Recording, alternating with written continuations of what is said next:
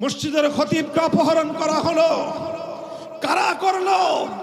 এভাবে একে একে আমার বাংলাদেশ থেকে কখনো আমাদের রাজনৈতিক নেতৃবৃন্দকে ধরে নিয়ে যাওয়া হবে, কখনো আমার বাংলাদেশ থেকে মসজিদের ইমামকে ধরে নিয়ে যাওয়া হবে, আমার বাংলাদেশ থেকে খতিবকে ধরে নিয়ে সীমান্তের অপর প্রান্তে পাচার করে তারপরে বাংলাদেশকে এখানে করতলগত করবার ষড়যন্ত্র করা হবে। যারা বাংলাদেশকে আজও এতটা দুর্বল ভাবে, আমি বলবো তোমরা বোকার স্বর্গে বসবাস করছো। কেন তোমাদের সীমান্তে বারবার আমাদের কাছ থেকে লোক নিয়ে যাওয়া হয়? যখন দেশের স্বাধীনতাকে রক্ষা করার জন্য, দেশের সাম্প্রদায়িক সম্প্রীতি রক্ষার জন্য ইসকন কর্তৃক এই সাম্প্রদায়িক উগ্র জঙ্গিবাদী গোষ্ঠী ইসকনের দেশ বিরোধী, ইসলাম বিরোধী, মানবতা বিরোধী ঘৃণ্য এই চক্রান্তের বিরুদ্ধে যখন জাতিকে সতর্ক করার জন্য মসজিদের মিম্বার থেকে কথা বলেছে, এই টঙ্গীতে রোমহর্ষক যেই ঘটনা সংঘটিত হয়েছে, বাংলাদেশের মতো একটি মুসলিম প্রধান দেশে এই ঘটনার কল্পনাও আমরা করতে পারি না। সেখানে সন্ত্রাসীরা টঙ্গীর মতো জায়গা থেকে, জনবহুল জায়গা থেকে অপহরণ করে নিয়ে গেছে তাকে, সেই বাংলাদেশের সীমান্ত এলাকায় সেখানে নিয়ে তারপরে তাকে তিনি উদ্ধার হয়েছেন, আবিষ্কৃত হয়েছেন এক ভয়াবহ নির্মম বাস্তবতায়। সেখানে তার পায়ের মধ্যে শেকল পড়ানো, অবরুদ্ধ অবস্থায়, একরকম বেহুশ অবস্থায়, অচেতন অবস্থায় তাকে উদ্ধার করা হয়েছে। তারপরে তিনি যেই বিবরণ দিয়েছেন, সেই বিবরণ থেকে গোটা জাতি আজ স্তম্ভিত হয়ে গিয়েছে।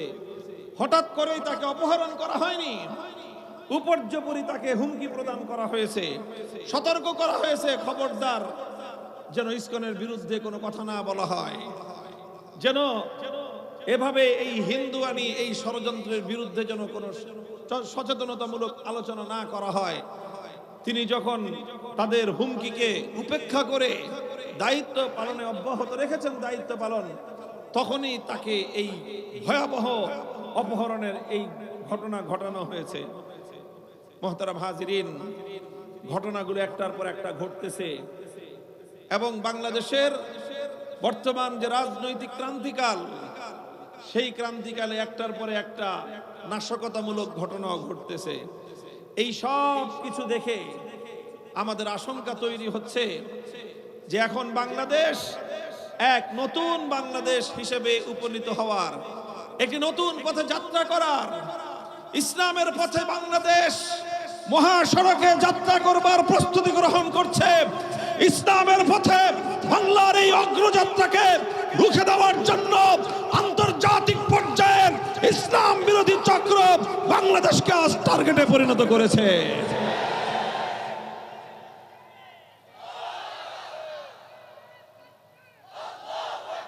মুহতারাম হাজিরিন, সিরাতুন নবী সাল্লাল্লাহু আলাইহি ওয়াসাল্লাম থেকে এই পরিস্থিতিতে আমাদের করণীয় কি, আজকের সিরাত কনফারেন্সে আমি তার ছোট্ট একটা দৃষ্টান্ত খুঁজে দেখার চেষ্টা করব। আমরা জানি আল্লাহ রাসূল সাল্লাল্লাহু আলাইহি ওয়াসাল্লাম যখন মক্কা থেকে পবিত্র মদিনায় হিজরত করলেন, মদিনায় হিজরত করার পরে নবী করিম সাল্লাল্লাহু আলাইহি ওয়াসাল্লামের সর্বপ্রথম উল্লেখযোগ্য তাৎপর্যময় ইতিহাস সৃষ্টিকারী ঘটনা ছিল মদিনা সনদ। মদিনা সনদ, যেটা কি তিনি আল্লাহ রাসূল সাল্লাল্লাহু আলাইহি ওয়াসাল্লাম তৈরি করেছিলেন, যেই সনদে মদিনার আন্তঃধর্মীয় যেই সম্প্রদায়গুলো, সবগুলো সম্প্রদায় সেই সনদের মাধ্যমে একটি শান্তিপূর্ণ সহ অবস্থানের চুক্তিতে আবদ্ধ হয়েছিলেন। মদিনাতে তিন জাতি তখন, ইহুদি, পৌত্তলিক এবং একত্ববাদী মুসলিম, তিন জাতির মধ্যে সম্প্রীতির চুক্তি হলো, সহ অবস্থানের চুক্তি হলো, নিজেদের মধ্যে আস্থা এবং বিশ্বাসের চুক্তি হলো। কেউ কারো বিরুদ্ধে ষড়যন্ত্র করবে না, কেউ কারো বিরুদ্ধে চক্রান্ত করবে না, কেউ কারো বিরুদ্ধে হামলা এবং আক্রমণ পরিচালনা করবে না, কেউ কারো বিরুদ্ধে শত্রুর সাথে হাত মেলাবে না। এই জাতীয় সুস্পষ্ট দফাগুলোর ভিত্তিতে মদিনা সনদ স্বাক্ষরিত হলো। মদিনা সনদের সর্বপ্রথম বড় ধরনের ভঙ্গ হলো একটি ঘটনাকে কেন্দ্র করে। মদিনাতে ইহুদি যে সম্প্রদায়গুলো ছিল তার মধ্যে উল্লেখযোগ্য সম্প্রদায় গণনা করতে গেলে তিনটি সম্প্রদায় হয়: বনু নজির, বনু কুরাইজা, বনু কাইনুকা। বনু কাইনুকা, বনু নজির আর বনু কুরাইজার পরেই যাদের অবস্থান ছিল মদিনায়। আল্লাহ রাসূল সাল্লাল্লাহু আলাইহি ওয়াসাল্লাম যখন ইসলামী ইতিহাসের প্রথমবারের মতো বদরের রণাঙ্গনে মক্কার কুরাইশদের বিরুদ্ধে যুদ্ধে অবতীর্ণ হলেন, ৩১৩ জন সৈনিক নিয়ে আল্লাহর পয়গম্বরের নেতৃত্বে বদর যুদ্ধে আল্লাহ পাক রব্বুল আলামিন ইসলাম এবং মুসলমানদেরকে ঐতিহাসিক বিজয় দান করলেন। যেই বিজয়ে মুসলমানদের মনোবল আকাশচুম্বী উত্তোলিত হলো, মুসলমানদের আত্মবিশ্বাস বেড়ে গেল। আল্লাহ পাক রব্বুল আলামিন বদরের যুদ্ধের মাধ্যমে ইসলামের এক নতুন যাত্রা সূচনা করলেন এবং এই বদরের যুদ্ধে মক্কার কুরাইশদের কোমর ভেঙে গেল এবং ইসলামের এক অভাবনীয় উত্থান ঘটে গেল। ইসলামের এই উত্থানে মদিনার ইহুদিদের অন্তরের মধ্যে, তাদের মনে বিদ্বেষের আগুন জ্বলে উঠল, হিংসার আগুন। অথচ তাদের সাথে শান্তিপূর্ণ সহ অবস্থানের চুক্তি, সেই চুক্তি তারা উপর্যুপরি ভঙ্গ করতে লাগলো, মুসলমানদেরকে উত্তক্ত করতে লাগলো। ইতিহাস লেখে ইহুদিরা তখন মুসলমানদেরকে দেখলেই বলতো, তোমরা মক্কার কুরাইশদের বিরুদ্ধে যুদ্ধে বিজয় অর্জন করেছো, তাই বলে মনে ভেবো না যে তোমরা ইহুদিদের সাথেও পারবে। মক্কার কুরাইশরা তারা যোদ্ধা জাতি না, যুদ্ধের কৌশল তারা জানে না, শিক্ষা দীক্ষা লাভ করে নাই, মূর্খ জাতি। এই জন্য তাদের বিরুদ্ধে তোমরা যুদ্ধ বিজয় অর্জন করেছো। যদি কোনোদিন ইহুদিদের সাথে তোমাদের যুদ্ধ হয়, সেদিন টের পাবা যে যুদ্ধ কত কঠিন এবং তখন তোমরা কোনোভাবেই আর বিজয় অর্জন করতে পারবে না। এই কথার মাধ্যমে মুসলমানদেরকে উপর্যুপরি তারা উত্তক্ত করত, উস্কানি দিত। উস্কানির একটা মাত্রা এমন একটা পর্যায়ে পৌঁছলো, তারিখের কিতাবের মধ্যে লেখা হয় যে একদিন বাজারে একজন মুসলিম রমণী, মুসলিম নারী, তিনি বাজারে পণ্য ক্রয় করতে গেলেন। সেই আরবের তৎকালীন সমাজ ব্যবস্থায় সেই স্বাভাবিক রীতিনীতি অনুযায়ী একজন সম্ভ্রান্ত মুসলিম নারী তিনি যখন পণ্য ক্রয় করতে বাজারে গিয়ে কোনো একজন বিক্রেতার পণ্য পরখ করতেছিলেন, পণ্য দেখতেছিলেন, বসে বসে বসে পণ্য পরখ করতেছিলেন, খেজুর অথবা অন্য কিছু যে দেখে কিনবেন। ঠিক ওই সময় এক দুষ্ট ইহুদি পিছন থেকে এসে মুসলিম নারীর সম্মান নষ্ট করার জন্য, অপমান করার জন্য তার শরীরে যে পরিধেয় কাপড় ছিল, আমরা জানি মানুষ শরীরে দুইটা কাপড় পরে প্রধানত, একটা ঊর্ধ্বাঙ্গে আর একটা নিম্নাঙ্গে পরে। পুরুষরা আমরা যেটাই পরি, পাঞ্জাবি পরি, নিচে লুঙ্গি পরি, পাজামা পরি, শার্ট পরে, প্যান্ট পরা হয়। মহিলারা পরলে উপরে কামিজ পরে, নিচে সালোয়ার পরে, অথবা অন্য কোনো কিছু, যেটা উপরে শাড়ি পরলে নিচে পেটিকোট পরে। এই জাতীয় নানা ধরনের পোশাক আছে। কিন্তু সাকুল্যে যেটা বলা যায় ইজারুন ওয়া রিদাউন, উপরে চাদর পরা হয়, নিচে একটা লুঙ্গি অথবা একটা আরেকটা চাদর, যেটাকে ইজার বলা হয়, ইজার পরিধান করা হয়। তো মদিনার আরবের তৎকালীন সময়ের যে পোশাকের যে নীতি ছিল, সেই নীতি অনুযায়ী নিচের পোশাকটা ঢোলা থাকতো, যেটাকে আমাদের বাংলায় ঘাগরা বলা চলে, আর উপরের শরীরের মধ্যে একটা কামিজের মতো পরা থাকতো। তো ওই দুরাচার ইহুদি পেছন দিক থেকে এসে ওই মহিলার নিচের অংশের যে ঘাগরা অথবা তার যে আপনার পেটিকোটের মতো যে কাপড়টা পরিধান করা ছিলেন তিনি, ওই কাপড়ের নিম্নাঙ্গের সাথে একটা কাঁটা দিয়ে তার অজান্তে পেছন দিকে তার উপরের কাপড়ের সাথে আটকে দিয়েছে। বুঝেন না এই ঘটনা? নিচের কাপড়টাকে একটু করে তুলে একটা কাঁটা দিয়ে পিঠের পিছনের কাপড়ের সাথে আটকে দিয়েছে। এখন স্বাভাবিকভাবেই যখন মহিলা তিনি যখন উঠে দাঁড়িয়েছেন বসা অবস্থা থেকে, উঠে দাঁড়ানোর সাথে সাথে তার উপরের কাপড়ের সাথে নিম্নের কাপড় পিছন দিক থেকে উপরে উঠে গেছে।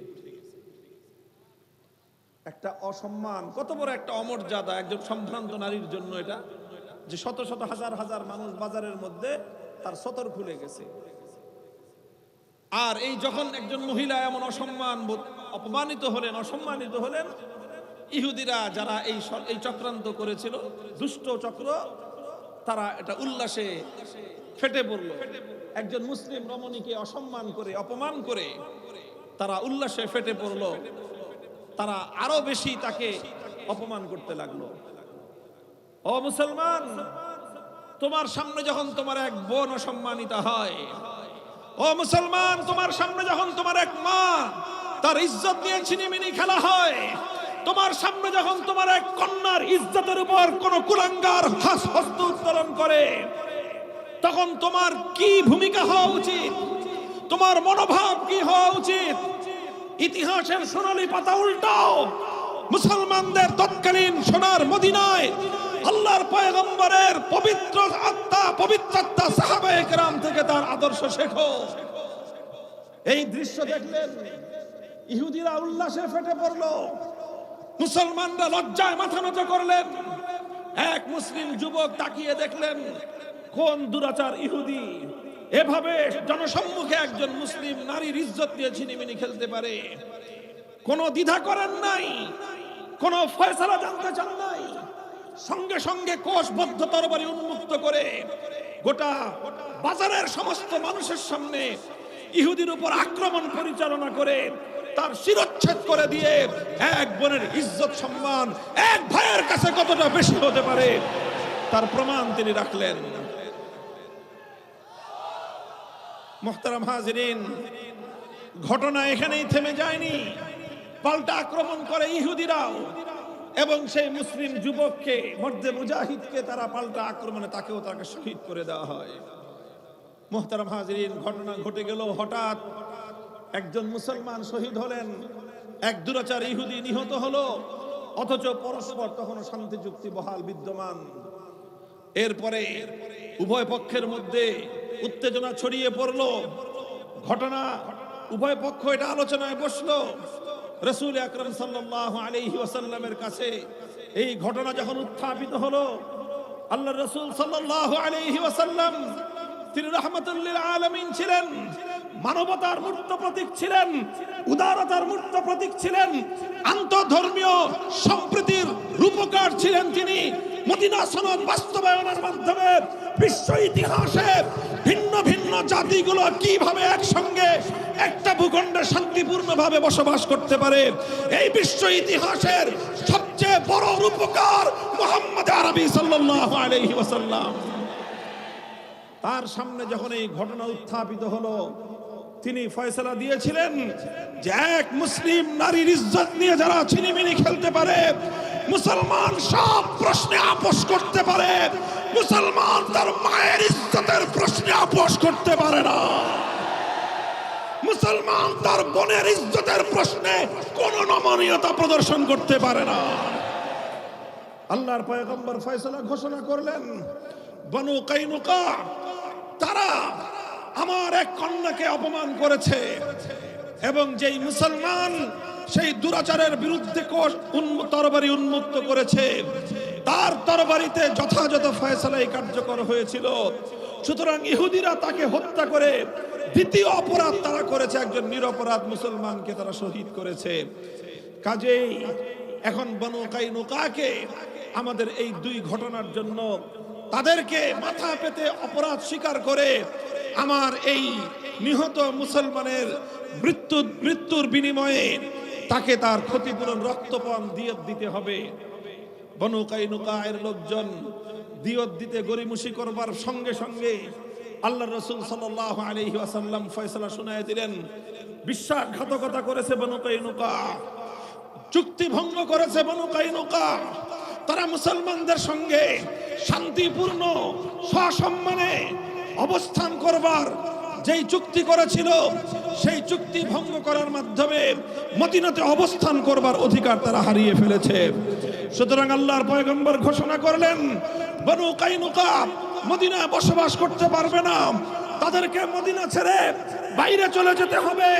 তাদেরকে নির্দিষ্ট সময়ের আলটিমেটাম ঘোষণা করে আমার নবী, বিশ্ব নবী রাহমাতুল লিল আলামিন সাল্লাল্লাহু আলাইহি ওয়াসাল্লাম বললেন, নির্ধারিত সময়ের পর অপরাধী গোত্র বনু কাইনুকায়ের কোন ব্যক্তিকে যদি মদিনায় পাওয়া যায়, তার বিরুদ্ধে মুহাম্মদ আরবির পক্ষ থেকে মৃত্যুদণ্ডের ঘোষণা করা হলো।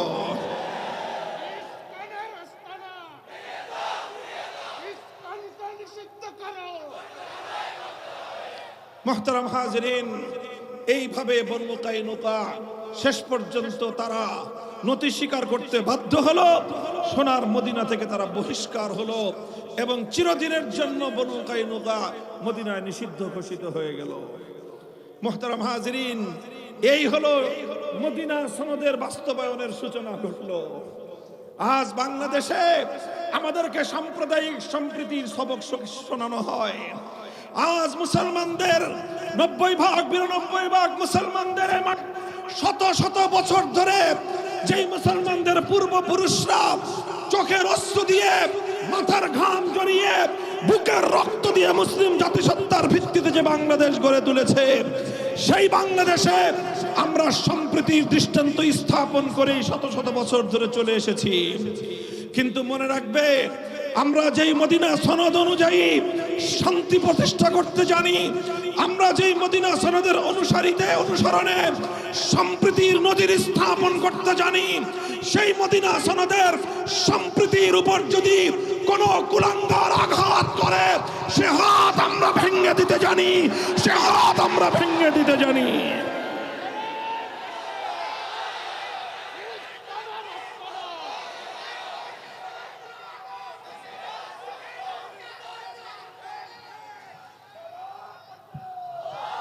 আমাদের বক্তব্য পরিষ্কার।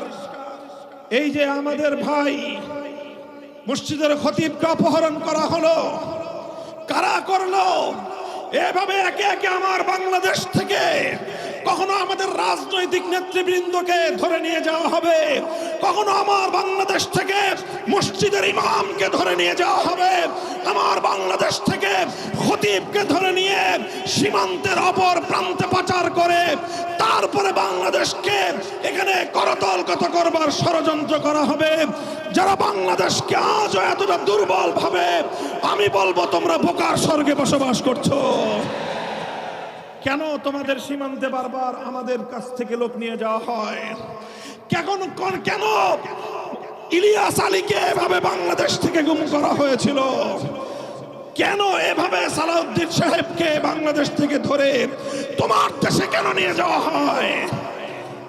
তোমার দেশের সীমান্ত যখন আমার ফেলানি যখন তোমার সীমান্ত পাড়ি দিতে চায়, তখন তোমার ঘাতকের বুলেটের আঘাত আমার মেয়ে ফেলানিকে বুলেট বিদ্ধ করে তার লাশ কাঁটাতারে ঝুলিয়ে রাখো। আমার দেশের নেতৃবৃন্দকে যখন তোমরা ধরে নিয়ে যাও, আমার দেশের ইমাম এবং খতিবদেরকে যখন তোমার দেশে পাওয়া যায়, তখন তোমরা এই ব্যাপারে তোমাদের কাছ থেকে সন্তোষজনক কোনো জবাব আমরা পাই না। মুহতারাম হাজিরিন, আমাদের বক্তব্য পরিষ্কার। আমরা স্পষ্ট ভাষায় ঘোষণা করতে চাই, আগামীর বাংলাদেশ এমন ভাবেই গড়ে তুলতে হবে, বাংলাদেশে কোন বিদেশি প্রভুর আর কোন দালালি আর কোন আধিপত্য বাংলাদেশ বরদাস্ত করবে না। আগামীর বাংলাদেশ আমরা সেইভাবেই গড়ে তুলতে চাই।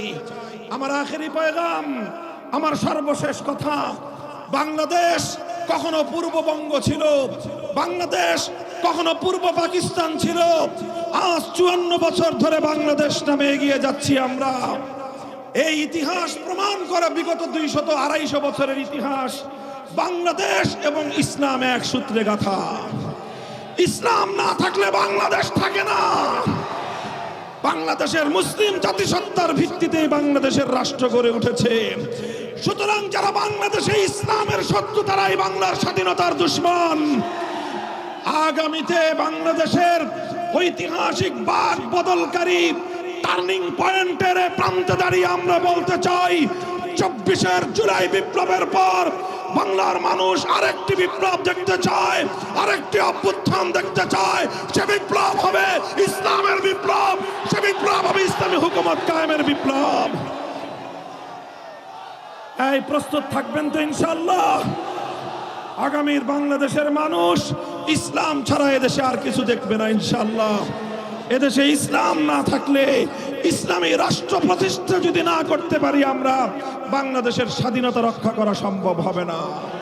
ইসলামী রাষ্ট্র প্রতিষ্ঠার মাধ্যমেই সম্প্রীতি সত্যিকার অর্থে বাস্তবায়ন করা সম্ভব হবে। হিন্দুত্ববাদী চক্রান্তের হাত থেকে বাংলাদেশকে যদি আমরা উদ্ধার করতে না পারি, বাংলাদেশের স্বাধীনতা বিপন্ন হয়ে যাবে। আল্লাহ পাক রব্বুল আলামিন আমাদেরকে তৌফিক দান করুন। বাংলাদেশের সকল ইসলামপন্থীরা আমরা হাতে হাত রাখছি, ইনশাআল্লাহ আজান উঠবে। আজান, এই আজান যখন উঠবে, গোটা বাংলাদেশের 55,000 বর্গ মাইল থেকে সকল ধর্মপ্রাণ মুসলমানদেরকে সাড়া দেওয়ার জন্য প্রস্তুত থাকতে হবে ইনশাআল্লাহ।